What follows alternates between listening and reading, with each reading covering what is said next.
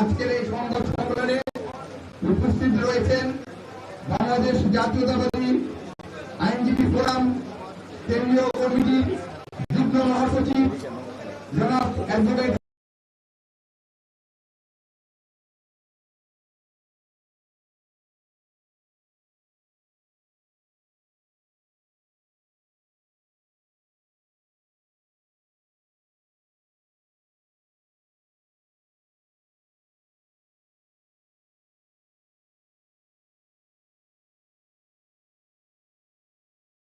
আব্দুল্লাহ মাহবুব উপস্থিত রয়েছেন। নামগুলা সেক্রেটারি বলবে।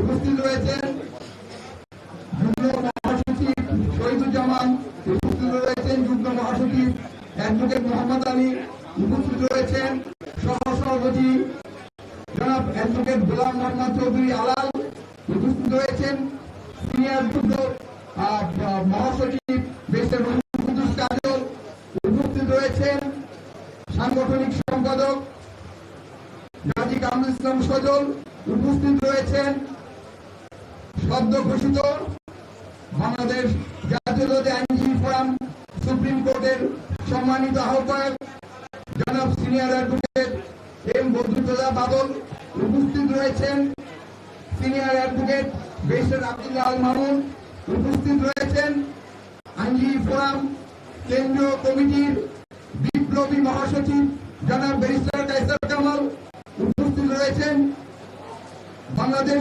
জাতীয়তাবাদী আইনজীবী ফোরাম কেন্দ্রীয় কমিটির সম্মানিত সভাপতি সিনিয়র অ্যাডভোকেট জনাব আলহাজ জয়নুল আবেদিন স্যার। স্বাগত বক্তব্য রাখবেন বাংলাদেশ জাতীয়তাবাদী আইনজীবী ফোরাম কেন্দ্রীয় কমিটির বিপ্লবী মহাসচিব জনাব ব্যারিস্টার কায়সার কামাল। শুরু করে দেন।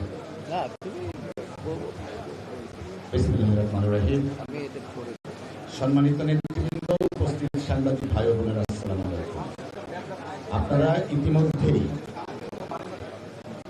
সাবজেক্ট ম্যাটার সম্পর্কে অবগত হয়েছেন। মূলত আমরা বাংলাদেশ জাতীয়তাবাদী আইনজীবী ফোরামের পক্ষ থেকে আজকে এই সংবাদ সম্মেলনের আয়োজন করা হয়েছে। ইতিপূর্বে আমরা প্রোগ্রাম করেছি একই বিষয়ের উপরে।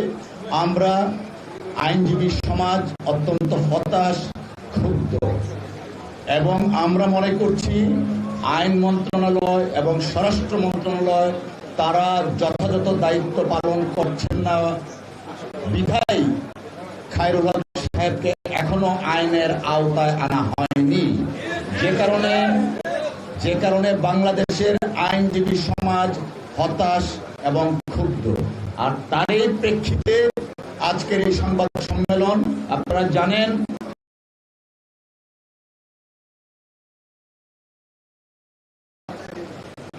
5 আগস্টে শেখ হাসিনা পালানোর পর এদেশের আবাল বৃদ্ধ বনিতার দাবি ছিল শেখ হাসিনার মতোই দোষী হচ্ছে খায়রুল হক। তার হাত দিয়েই জুডিশিয়াল কুর মাধ্যমে বাংলাদেশে তত্ত্বাবধায়ক সরকার ব্যবস্থা বিলোপের মাধ্যমে গণতন্ত্রকে হত্যা করা হয়েছে। শেখ হাসিনা গণতন্ত্র হত্যার জন্য যেভাবে দায়ী, ঠিক তেমনি ভাবে খায়রুল হক সাহেবও দায়ী। কিন্তু অত্যন্ত পরিতাপের বিষয়, আইন মন্ত্রণালয় এবং স্বরাষ্ট্র মন্ত্রণালয় এখন পর্যন্ত তাকে আইনের আওতায় আনার কোনো ধরনের তারা কোনো পদক্ষেপ নেননি, যদিও খায়রুল হক সাহেবের বিরুদ্ধে মামলা দায়ের করা আছে। যাই হোক, এই বিষয়ে এখন লিখিত বক্তব্য পাঠ করবেন আমাদের বাংলাদেশ জাতীয়তাবাদী আইনজীবী ফোরাম কেন্দ্রীয় কমিটির সংগ্রামী সভাপতি, সুপ্রিম কোর্ট বার অ্যাসোসিয়েশনের সাবেক নির্বাচিত সভাপতি, বিএনপির ভাইস চেয়ারম্যান, সিনিয়র অ্যাডভোকেট জনাব জয়নুল আবেদিন স্যার। ধন্যবাদ।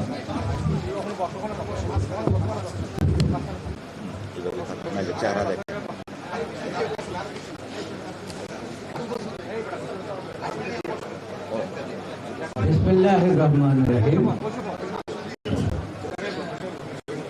দেশের এখন ব্রিটিশ সরকারের পতনের পরে একটা ক্রান্তিকাল আমরা অতিক্রান্ত করছি। আপনারা কিছুক্ষণ আগে আমাদের জাতীয়তাবাদী আইনজীবী ফোরাম কেন্দ্রীয় কমিটির মহাসচিবের বক্তব্য শুনলেন। আমরা অত্যন্ত দুঃখ ভারাক্রান্ত হৃদয়ে আজকে এই লিখিত সংবাদ সম্মেলন উপস্থাপন করার জন্য আপনাদের সামনে উপস্থিত হয়েছি। আপনারা আশা করি ইতিমধ্যেই বিষয়টি অবগত হয়েছেন, তারপরেও আমাদেরকে লিখিতভাবে আপনাদেরকে জানাতে হচ্ছে। প্রিয় সাংবাদিক বৃন্দ, আসসালামু আলাইকুম। অত্যন্ত বেদনাহত হয়ে আজ আপনাদের সামনে হাজির হতে বাধ্য হয়েছি। এদেশের নিপীড়িত, নির্যাতিত রাজনৈতিক নেতা কর্মী সহ দেশের সাধারণ নাগরিকদের দীর্ঘদিনের গণতান্ত্রিক সংগ্রামের ধারাবাহিকতায় বিগত 5 আগস্ট 2024 তারিখ ছাত্র জনতার ঐতিহাসিক গণ আন্দোলনের বিজয়ের পরে আমরা নতুন বাংলাদেশের স্বপ্ন দেখেছিলাম।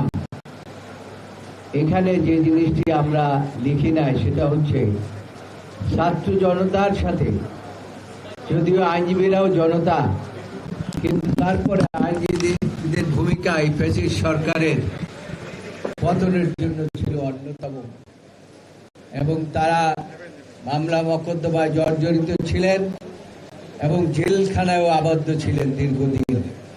কাজেই তাদের ভূমিকাও জাতি অস্বীকার করতে পারে না। আমাদের প্রত্যাশা ছিল ফ্যাসিবাদী শাসক যেভাবে দেশ থেকে পলায়ন করেছে, সেই ফ্যাসিবাদের দোসর উচ্চ আদালত এবং নিম্ন আদালতের বিচারক ও স্ব পদ থেকে স্বেচ্ছায় অব্যাহতি নেবেন, অথবা ছাত্র গণ আন্দোলনের মাধ্যমে গঠিত বর্তমান অন্তর্বর্তী সরকার বিচারাঙ্গনকে ফ্যাসিবাদ মুক্ত করবেন। এক্ষেত্রে সরকারের পক্ষ আইন, বিচার এবং সংসদ বিষয়ক মন্ত্রণালয়, স্বরাষ্ট্র মন্ত্রণালয় অগ্রণী ভূমিকা পালন করার কথা ছিল এবং আমরা তাই আশা করেছিলাম। প্রিয় সাংবাদিক বৃন্দ, আপনারা জানেন বিচার বিভাগের প্রত্যক্ষ সহযোগিতা পলাতক শেখ হাসিনা দেশে ফ্যাসিবাদ প্রতিষ্ঠা করেছিল। বিচার বিভাগ তাদের উপর অর্পিত সাংবিধানিক দায়িত্ব পালন করলে গণতন্ত্র ধ্বংস হতে পারত না। বাংলাদেশের বিচার বিভাগ ও গণতন্ত্র ধ্বংসের মূল কারিগর সাবেক প্রধান বিচারপতি জনাব ABM খায়রুল হক। অজ্ঞাত কারণে অদ্যাবধি তাকে গ্রেপ্তার বা বিচারের মুখোমুখি করা হয়নি, অথচ তার বিচার বাংলাদেশের জনগণের ছিল গণদাবি। এক্ষেত্রে আইন ও স্বরাষ্ট্র মন্ত্রণালয় আজ পর্যন্ত কোনো উদ্যোগই গ্রহণ করেননি। এটা খুবই দুর্ভাগ্যজনক। জাতির আশাহত হয়েছে এই কারণে। প্রিয় সাংবাদিক বৃন্দ, 5 আগস্ট 2024 পরবর্তী বর্তমানে যে সময় আপনাদের মুখোমুখি হয়েছি, ইতিমধ্যে 8 মাসের অধিক সময় অতিবাহিত হয়েছে। বর্তমানে অন্তর্বর্তী সরকার রাষ্ট্রের দায়িত্ব গ্রহণের পরপর সুপ্রিম কোর্টের আপিল বিভাগ ছাত্র জনতা এবং গণতন্ত্রকামী আইনজীবীদের আন্দোলনের মুখে ফ্যাসিবাদ মুক্ত হয়, কিন্তু সুপ্রিম কোর্টের হাইকোর্ট বিভাগ অদ্যাবধি ফ্যাসিবাদ মুক্ত হয়নি। ইতিমধ্যে দুর্নীতিগ্রস্ত ও ফ্যাসিবাদী 12 জন বিচারপতিকে বিচার কার্য থেকে বিরত রাখার ঘটনা ঘটেছে। আমরা এই পদক্ষেপকে ইতিবাচক হিসাবে গ্রহণ করেছিলাম। আমাদের প্রত্যাশা ছিল এই প্রক্রিয়ার অংশ হিসাবে হাইকোর্ট বিভাগের যে সকল বিচারপতি বিগত আওয়ামী ফ্যাসিবাদী আমলে আমাদের বিচার বিভাগকে ধ্বংস করে আওয়ামী লীগের এজেন্ডা বাস্তবায়নে সরাসরি জড়িত ছিলেন তাদেরকেও অপসারণ করা হবে। প্রিয় সাংবাদিক ভাই ও বন্ধুগণ, আপনাদের নিশ্চয়ই মনে আছে 2018 সালে জাতীয় সংসদ নির্বাচনের আগে বিএনপি চেয়ারপারসন বেগম খালেদা জিয়া সহ বিভিন্ন সিনিয়র নেতৃবৃন্দকে নির্বাচনে অযোগ্য ঘোষণাকারী বিচারপতি বহাল তবিয়তে রয়েছেন, অথচ নির্বাচনে অংশগ্রহণ করাটা ছিল তাদের প্রত্যেকের সাংবিধানিক অধিকার। আওয়ামী লীগকে প্রতিদ্বন্দ্বিতাহীন নির্বাচনী বৈতরণী পার করানোই ছিল এ সকল বিচারপতির মূল উদ্দেশ্য। পৃথিবীর সকল সভ্য দেশে কোনো নাগরিকের বাক স্বাধীনতা হরণ করা হয় না, অথচ এই সুপ্রিম কোর্টের হাইকোর্ট বিভাগের একাধিক বিচারপতি বিএনপির ভারপ্রাপ্ত চেয়ারম্যান জনাব তারেক রহমানের যে কোনো ধরনের বক্তব্য মিডিয়ায় প্রচারের উপর নিষেধাজ্ঞা আরোপ করেছিলেন।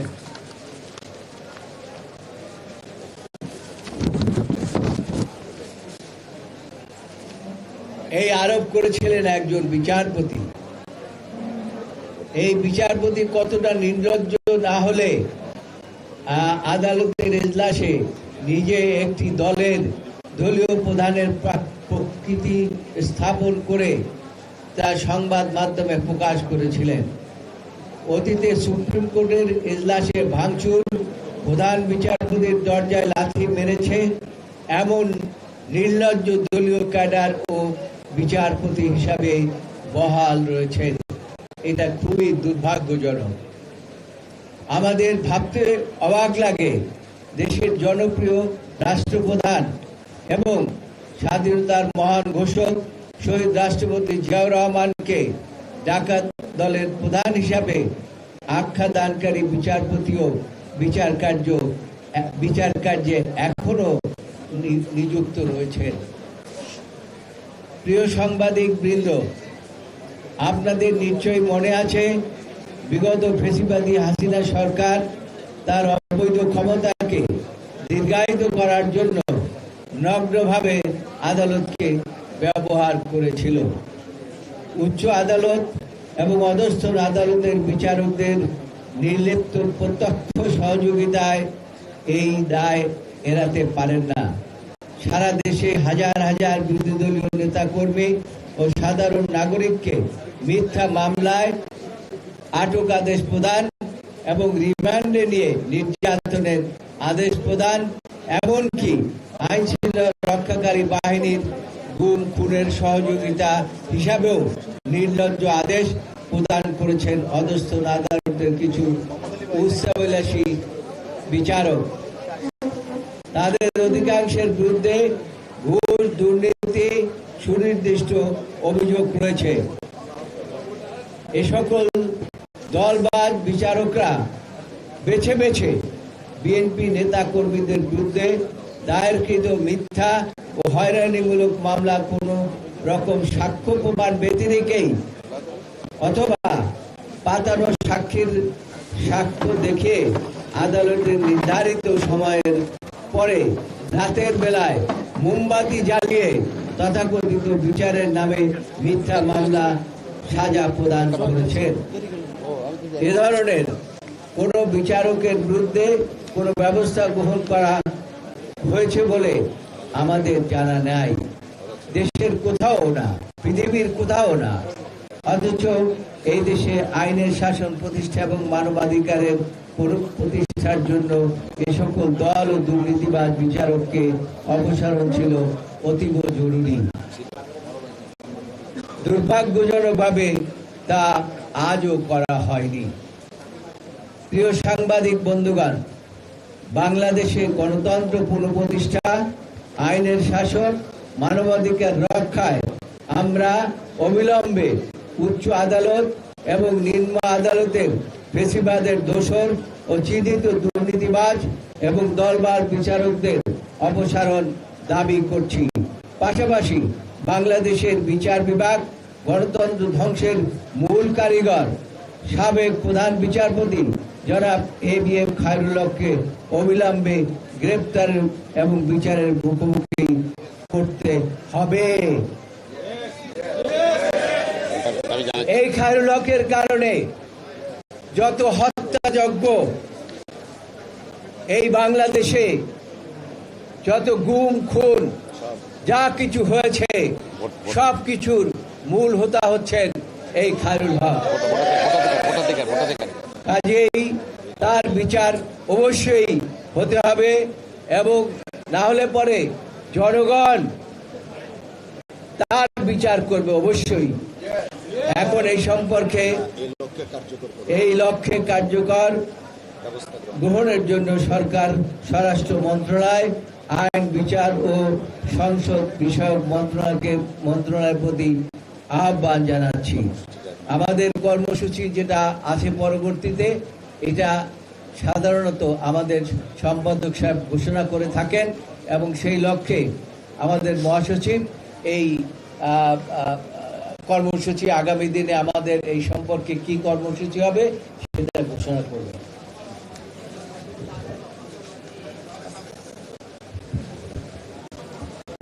ধন্যবাদ সম্মানিত সাংবাদিক ভাই বোনেরা, দীর্ঘক্ষণ আপনারা ধৈর্যের সাথে আমাদের লিখিত বক্তব্য শুনেছেন। আমরা মূলত যে দাবিটা করেছি, গণতন্ত্র হত্যাকারী এদেশের খুন গুম হত্যার অন্যতম নায়ক সাবেক প্রধান বিচারপতি, তার দৃষ্টান্তমূলক শাস্তি এদেশের আইনজীবী সমাজ সহ দেশের মানুষ চায়। কারণ বিচারকের আসনে বসে তিনি যে দেশের প্রতি অবিচার করেছেন, তার দৃষ্টান্তমূলক শাস্তি না হলে ভবিষ্যতে আরেকজন খায়রুল হকের জন্ম হয়তোবা হতে পারে। সেখানে খায়রুল হকের বিচার এমন হওয়া উচিত যেন ভবিষ্যতে আর নতুন কোনো খায়রুল হক বিচারাঙ্গনে সৃষ্টি না হয়। সেই লক্ষ্যে বাংলাদেশ জাতীয়তাবাদী আইনজীবী ফোরামের কেন্দ্রীয় কর্মসূচি হচ্ছে আগামী 29শে এপ্রিল সুপ্রিম কোর্ট, 29শে এপ্রিল মঙ্গলবার বাংলাদেশের সর্বোচ্চ আদালত সুপ্রিম কোর্ট সহ ঢাকা বার সহ সারা বাংলাদেশের প্রত্যেকটা আদালতে খায়রুল হককে আইনের আওতায় আনার লক্ষ্যে প্রতিবাদ এবং বিক্ষোভ কর্মসূচি গ্রহণ করা হয়েছে। আমরা প্রত্যাশা করছি আইন মন্ত্রণালয় এবং স্বরাষ্ট্র মন্ত্রণালয় অনতিবিলম্বে যথাযথ পদক্ষেপ নেবেন। অন্যথায় বাংলাদেশ জাতীয়তাবাদী আইনজীবী ফোরাম আইনজীবী সমাজকে সাথে নিয়ে আরো কঠোর কর্মসূচি প্রণয়ন করবে। আজকে উপস্থিত হওয়ার জন্য সকলকে আবার ধন্যবাদ জানিয়ে শেষ করছি। আল্লাহ হাফেজ। বাংলাদেশ জিন্দাবাদ। জি প্রশ্ন আছে? প্রশ্ন কি প্রশ্ন? বাসায় আছে, আমরা দেখি প্রায় আপনারা এই সংবাদ সম্মেলন করেন, কিন্তু সেক্ষেত্রে কোনো আমরা কোনো অগ্রগতি দেখি না। সেক্ষেত্রে যদি মামলা মুক্তি হবে কিনা? দেখুন, ইতিমধ্যে আমাদের জানা মতে জনাব খায়রুল হক সাহেবের বিরুদ্ধে দুটো মামলা দায়ের করা হয়েছে। যে কারণে আমরা বলছি, আমরা আইনজীবী সমাজ অত্যন্ত হতাশ, ক্ষুব্ধ। আইন মন্ত্রণালয়, স্বরাষ্ট্র মন্ত্রণালয় তারা তাদের যথাযথ দায়িত্ব পালন করছেন না বিধায় খায়রুল হক এখনো আইনের আওতায় আসেনি। যে কারণে আজকে আমরা কর্মসূচি দিয়েছি এবং আরো কঠোর কর্মসূচি দেওয়া হবে তাকে যদি আইনের আওতায় না আনা হয়। আমরা জাহিদ, আমি ইন্ডিপেন্ডেন্ট টেলিভিশনে কাজ করি। আপনারা সম্প্রতি বিক্ষোভ মিছিল করেছেন, মানববন্ধন হয়েছে এবং আজকের সংবাদ সম্মেলন। আমি খায়রুল হককে একটু যারা সাবেক দলবাদ বিচারপতি যারা আছেন, এখনো অনেকে আসেন এই হাইকোর্টে, এখনো বিচারটা যাচ্ছে করেছেন, আপনারা তাদের নাম আমরা কোথাও দেখি না যে সরাসরি প্রকাশ করছেন। এই একটা বিষয়, কেন নামগুলো প্রকাশ্যে আসে না আমরা চিনি, জানি, এটার মতো। আরেকটা বিষয় হচ্ছে, আপনারা সব মিলেই কি বিএনপি বা জাতীয়তাবাদী আইনজীবী ফোরাম গত 8 মাসে সেই রকম কোনো প্রেশার ক্রিয়েট করতে পারেনি বলেই এখন পর্যন্ত তারা আছে? বিষয়টা কি এরকম, মানে আপনাদের দুর্বলতার জায়গা থেকে? দেখুন, আপনি যথার্থই বলেছেন। যে সমস্ত মাননীয় বিচারকগণ হাইকোর্ট ডিভিশনে এখনো আছেন তাদের ব্যাপারে কিন্তু আমরা বাংলাদেশ জাতীয়তাবাদী দল বিএনপির পক্ষ থেকে বিএনপির সংগ্রামী মহাসচিব প্রধান উপদেষ্টার সাথে সাক্ষাৎ করে কিন্তু আমরা একটা তালিকা দিয়েছি। আইনজীবী সমাজ আমরাও কিন্তু বারবার বলেছি, নামের কথা যেটা বললেন, এই লিখিত যে সংবাদ সম্মেলনের বক্তব্য এটা সহজেই অনুমেয়। অতএব আমরা দৃঢ়ভাবে বিশ্বাস করি যথাযথ কর্তৃপক্ষ যারা আছেন অনতিবিলম্বে তাদের ব্যাপারে কার্যকর পদক্ষেপ নেবেন। আমরা জানি যে সাংবাদিকরা অনেক ইন্টেলিজেন্ট এবং আমাদের বক্তব্যের মধ্যেই কিন্তু যে নাম আমরা উল্লেখ করি না আপনারা বলেছেন সেই নামের উল্লেখ আছে। আপনারা এই লিখিত বক্তব্যটিকে যদি মন দিয়ে অনুভব করেন তাহলে পরে আপনারা বুঝতে পারবেন এখানেই নাম রয়েছে কোন কোন বিচারপতিরা এই দলবাজ ছিলেন এবং কাদের আমরা অপসারণ চাচ্ছি।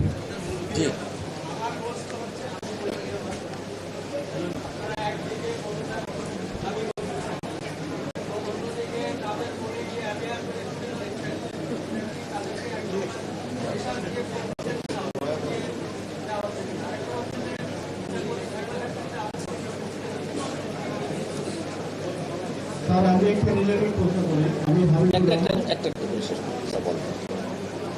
আপনার যে প্রশ্ন, আমরা চাপ প্রয়োগ করছি, আমরা কিন্তু চাপ প্রয়োগ করি না। আমরা আইনের শাসনে বিশ্বাস করি।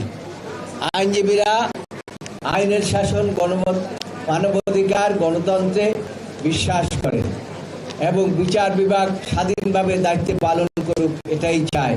আমরাও সেটাই চাই এবং আমরা এতদিন অপেক্ষা করেছিলাম যে তারা এই বিষয়ের উপরে আইন মন্ত্রণালয়, স্বরাষ্ট্র মন্ত্রণালয় প্রয়োজনীয় ব্যবস্থা গ্রহণ করবেন। প্রয়োজনীয় ব্যবস্থা গ্রহণ করেননি বলেই আজকে আপনাদের সামনে আমাদের উপস্থিত হতে হচ্ছে। জি জি, জনাব খায়রুল হকের বিরুদ্ধে অভিযোগ সর্বজন বিদিত।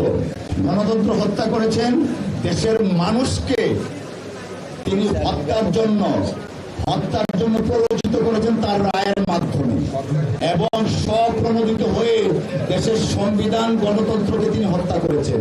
যে কারণে ইতিমধ্যে মামলা হয়েছে। আমাদের দাবি সুস্পষ্ট, শেখ হাসিনার মতো সমভাবে অপরাধী খায়রুল হক, তাকে আইনের আওতায় আনা উচিত ছিল। আইনের আওতায় এখন পর্যন্ত আনেনি বিধায়ী আমরা আইন মন্ত্রণালয় এবং স্বরাষ্ট্র মন্ত্রণালয়কে দায়ী করছি। ধন্যবাদ।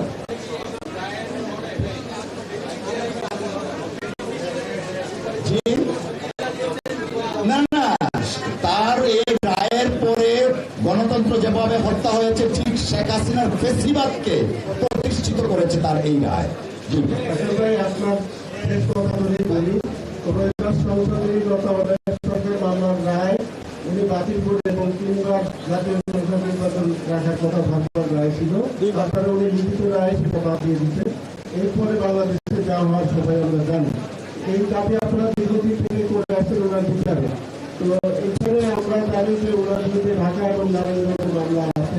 তো ওনাকে কেন গ্রেফতার করা হচ্ছে না? আমরা এই কেন করা হচ্ছে না? ভাই, একই সাথে আমরা জানি এখানে আন্তর্জাতিক অপরাধ ট্রাইব্যুনালে যারা ফ্যাসিলিটির সাথে জড়িত ছিল, 5ই আগস্ট শহর সরকারের বিভিন্ন জড়িত, তার বিরুদ্ধে মানবতা বিরোধী অপরাধের মামলা হয়েছে। এই মামলার ভিতরে সাবেক বিচারপতি শামসুল মালিকের নামও আছে। আপনারা কি বিচারপতি খায়রুল হকের বিষয়ে ট্রাইব্যুনালে কোনো অভিযোগ দায়ের চিন্তা আছে কিনা? দেখুন, ইতিমধ্যে ইতিমধ্যে খায়রুল হক সাহেবের বিরুদ্ধে মামলা দায়ের করা হয়েছে।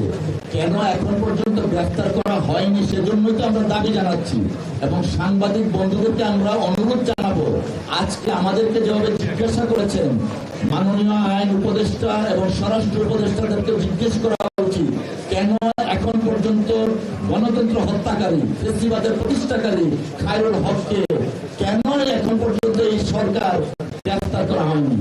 এই সরকার প্রতিষ্ঠিত হয়েছে ফেসিবাদ পতনের পর, তাদের প্রথম দায়িত্ব ছিল খায়রুল হককে আইনের আওতায় আনার জন্য। ধন্যবাদ।